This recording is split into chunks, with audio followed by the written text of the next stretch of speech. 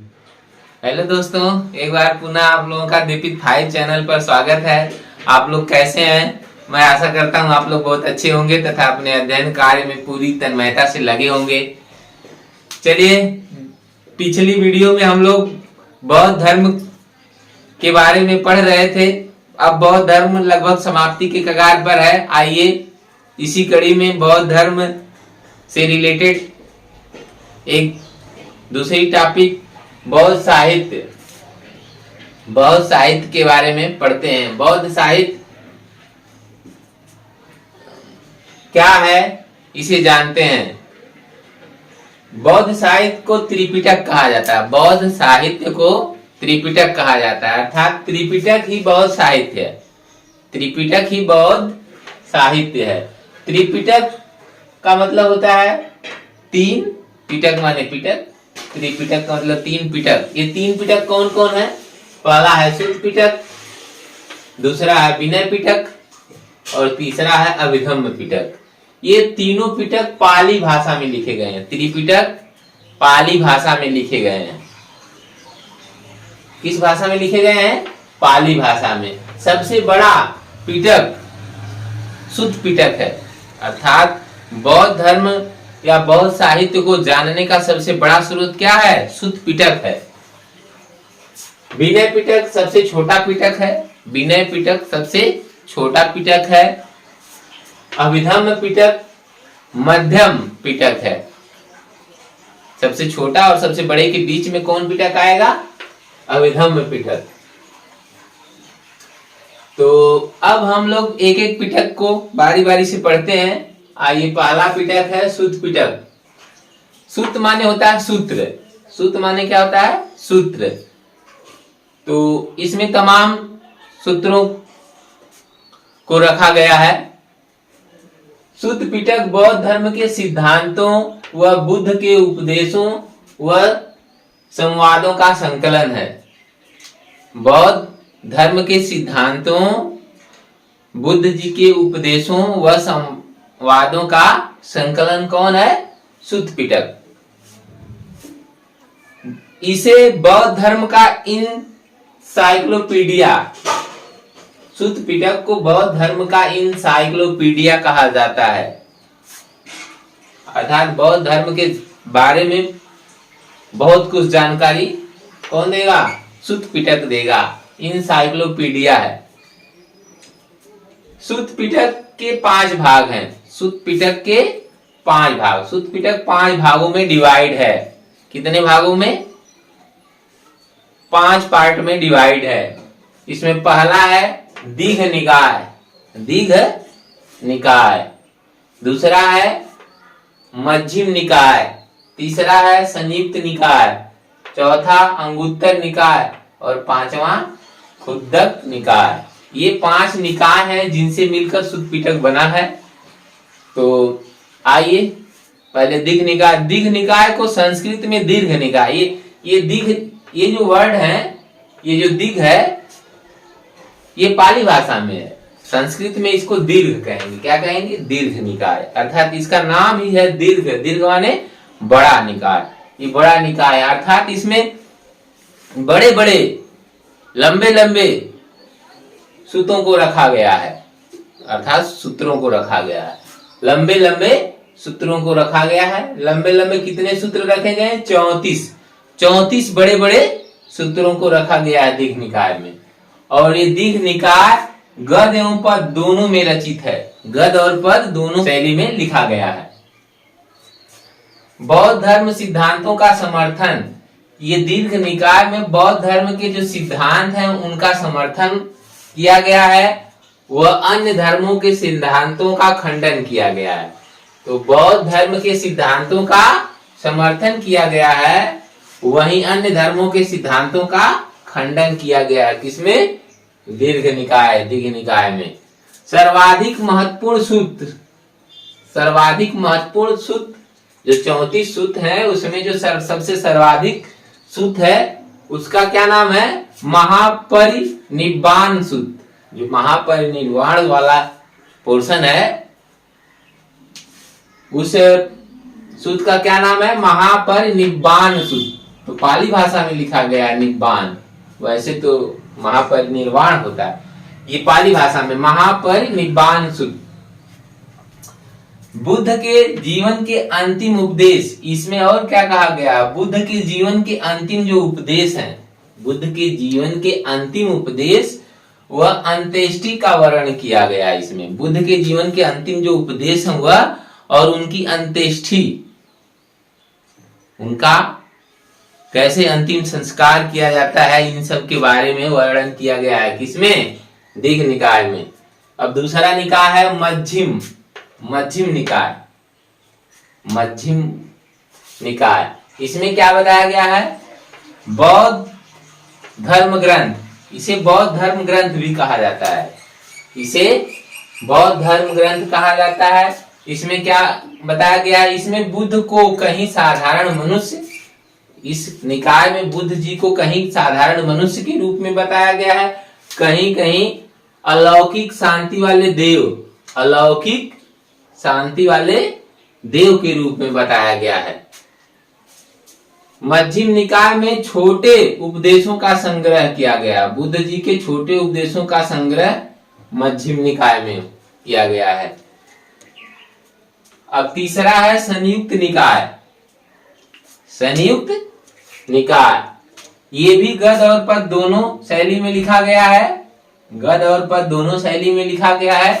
संक्षिप्त घोषणाओं का संग्रह है, बुद्ध जी की जो संक्षिप्त छोटी छोटी घोषणाएं हैं उनका इसमें संकलन किया गया है। इसी भाग का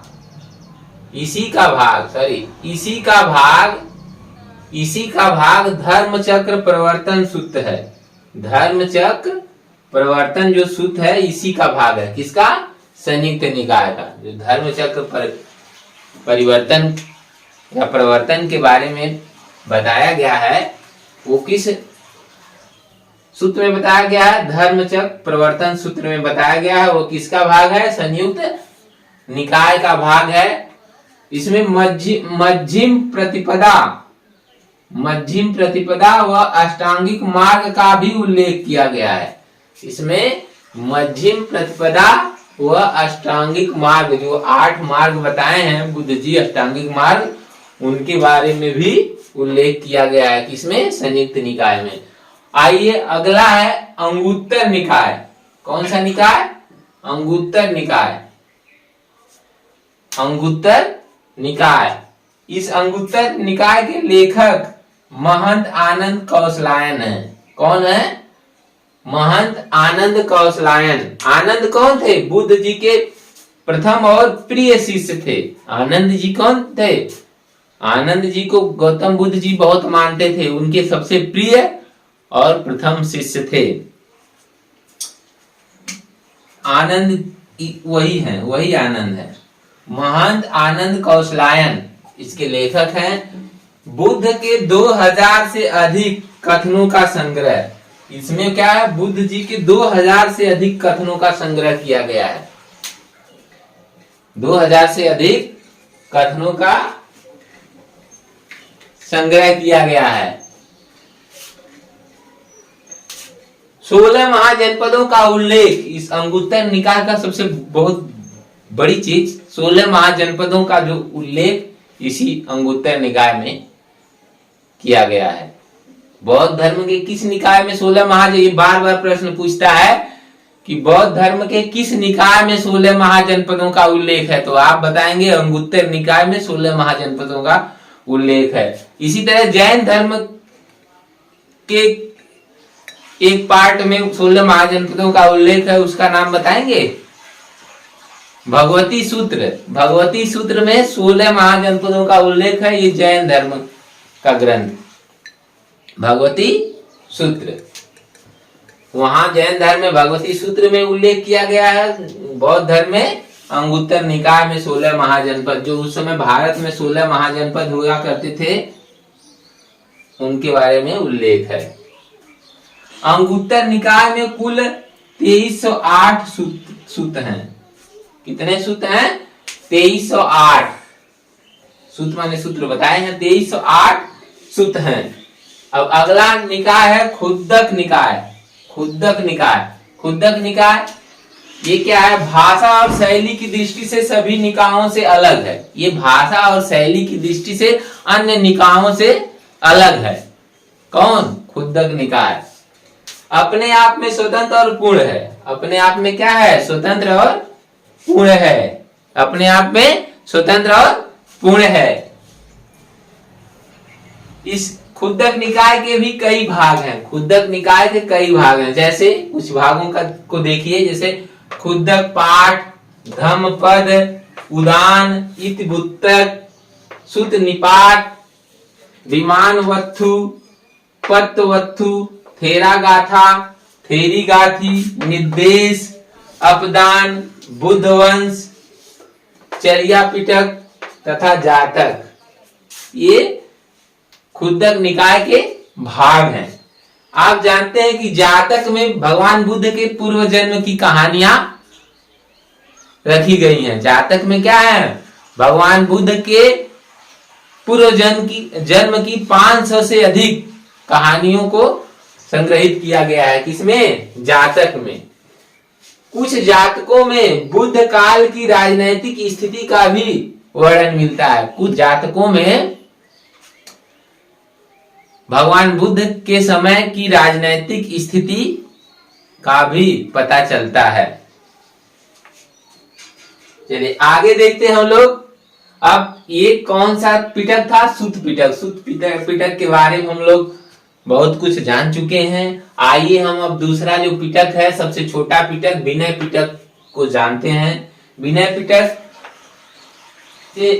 संघ के, इसमें क्या बताया गया? इसमें संघ के नियम, जो बौद्ध संघ है उसके नियम क्या है? वह दैनिक जीवन संबंधी आचार विचार, आपका रोजमर्रा का जो जीवन है उसमें आपका आचार विचार कैसा रहेगा उसके बारे में बताया गया, तथा विधि निषेधों तथा विधि नियम निषेध जो है, जो विधि निषेध है अर्थात क्या आपको नहीं करना है के बारे में बताया गया है। किसमें? विनय पिटक में।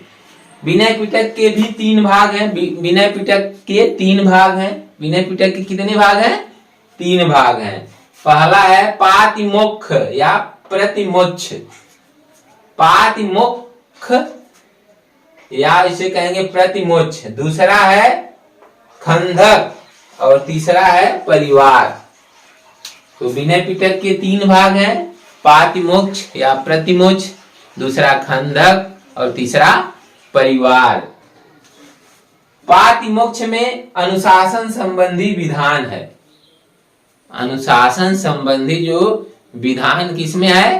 पातिमोक्ष में है। और उसमें क्या?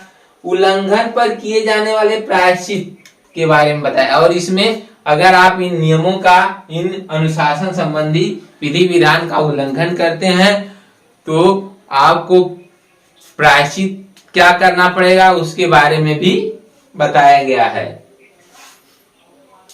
पातिमोक्ष में और क्या है? पातिमोक्ष में सुत्त विभंग भाष्य का वर्णन है। पातिमोक्ष में सुत्त विभंग भाष्य का वर्णन है। सुत्त विभंग 2 भागों में बटा है। पहला भाग है महाविभंग और दूसरा भाग है भिक्षुणी विभंग।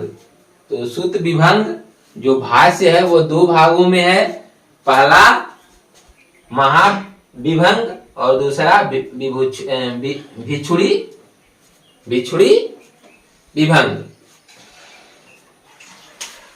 महाविभंग में भिक्षुओं हेतु विधि निषेध है। महाविभंग में जो भिक्षु हैं, भिक्षुओं हेतु विधि निषेध है, अर्थात भिक्षुओं को क्या नहीं करना चाहिए उसके बारे में बताया गया है। और भिक्षुणी विभंग में भिक्षुणियों को क्या नहीं करना चाहिए, यानी भिक्षुणियों हेतु विधि निषेध बताया गया है। किसमें? भिक्षुणी विभंग में। और भिक्षुओं हेतु विधि निषेध किसमें बताया गया है? महाविभंग में। तो इस तरह से आगे देखते हैं। अब इसका जो दूसरा भाग है खंडक। खंडक के बारे में जानते हैं। खंडक में क्या गया? संघी जीवन संबंधी विधि निषेध है। संघ में रहने पर आपका जीवन कैसा होगा, आप अपने जीवन में क्या नहीं करेंगे, उसके बारे में बताया गया है खंडक में। खंडक भी दो भागों में बटा हुआ है, महावग और चुल्लवग। महावग और चुल्लवग। आइए तीसरा जो इसका भाग है परिवार। यह विनय पिटक के दूसरे भागों का सारांश प्रश्नोत्तर रूप में प्रस्तुत करता है। ये जो परिवार है, जो परिवार भाग है, उसमें क्या बताया गया है, यह विनय पिटक के दूसरे भागों का मतलब जैसे पातिमोक्ष या प्रतिमोक्ष या और खंडक, इन दोनों के बारे में क्या बताएगा, उनके सारांश को बताएगा। और किस क्रम में बताएगा, प्रश्नोत्तर यानी उत्तर और प्रश्न के रूप में आपको बताएगा परिवार।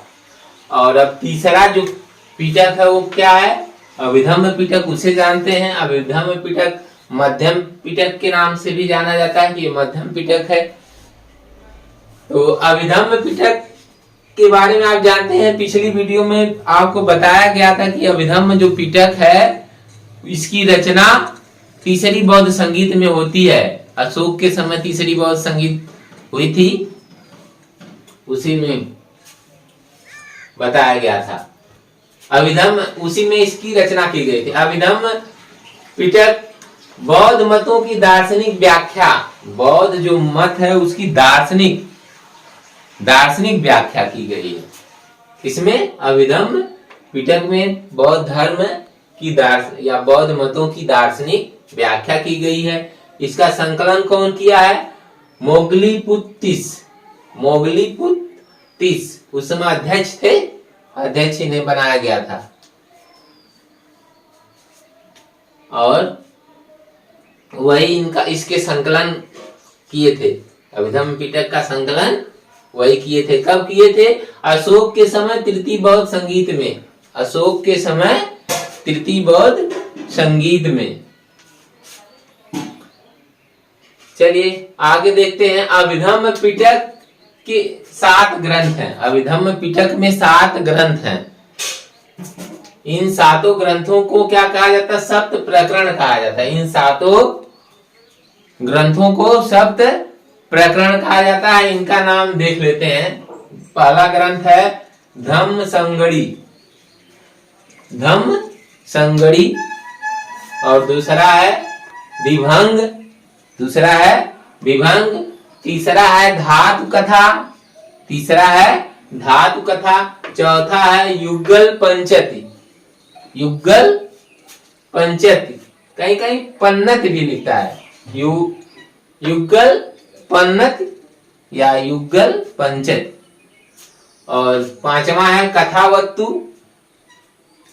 कथावस्तु, और छठवां है यमक, और सातवां है पठान। तो ये 7 ग्रंथ हैं। इन 7 ग्रंथों को क्या कहा जाता है, सप्त प्रकरण। क्या कहा जाता है, सप्त प्रकरण कहा जाता है। तो इस तरह से हम लोग आज बौद्ध साहित्य या त्रिपिटक, बौद्ध साहित्य ही त्रिपिटक है या त्रिपिटक ही बौद्ध साहित्य है, इनके बारे में हम लोग जान चुके हैं। आज का लेक्चर बस अब यहीं समाप्त होता है। आपको लेक्चर कैसा लगा, यदि लेक्चर आपको अच्छा लगा है तो वीडियो को लाइक शेयर करिएगा तथा चैनल को जरूर सब्सक्राइब करिए, सपोर्ट करिए, ताकि हम लोग का मनोबल को जरूर सब्सक्राइब करिए, सपोर्ट करिए, ताकि हम लोग का मनोबल बढ़े और आपके बीच अच्छी आप के लिए वीडियो प्रेषित किया जाए। चलिए ठीक है, आप सभी लोगों को धन्यवाद।